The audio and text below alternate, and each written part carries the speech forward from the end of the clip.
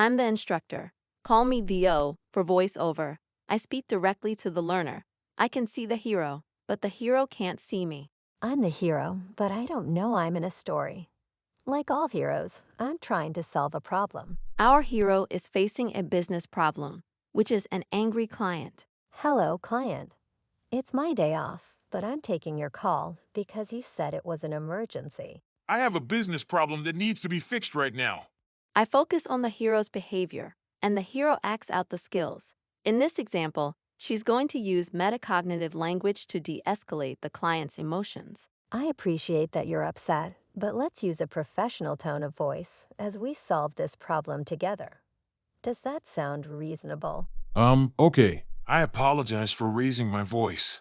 Plan for a new scene every time you change one of the following: character action, character expression or face direction, character speech, I am strong and powerful.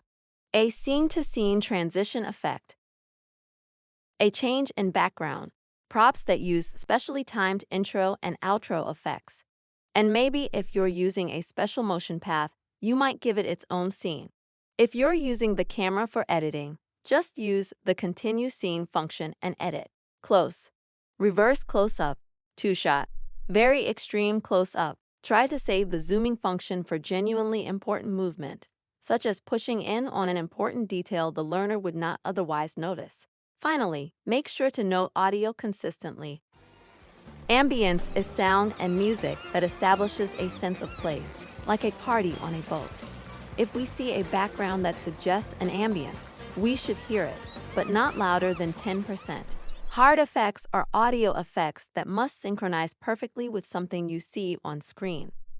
Ah, that scared me. Follow these guidelines, and you'll be able to communicate your design vision to any developer, or get the most out of your own development time in the Vyond workspace. Happy animating!